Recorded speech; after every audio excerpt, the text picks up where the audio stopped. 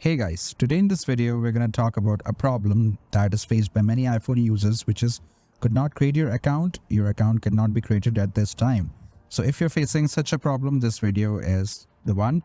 First thing you need to do is you have to go here to settings, and then you have to go here to general and make sure that the software of your iPhone is updated. If not, then please update it to the latest version. The next thing that you need to do is you have to go back and then you have to go to Wi-Fi and make sure that you have a working and stable internet connection. And then what you need to do is you have to go back and then you have to come down and click on general and then go on VPN and device management. And then make sure you're not using any form of VPN. If you are, then please disconnect it.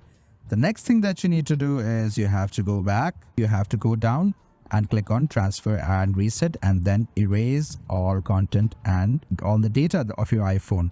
So once when you do it, I'm sure your problem will be sorted out.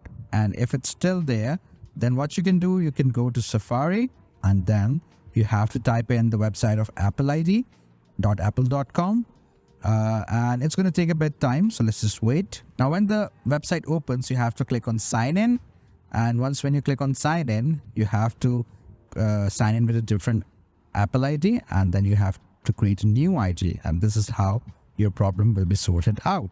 So I hope this video was informative. Please do like the video and subscribe to the channel to see more content like this. I'll definitely see you in the next one.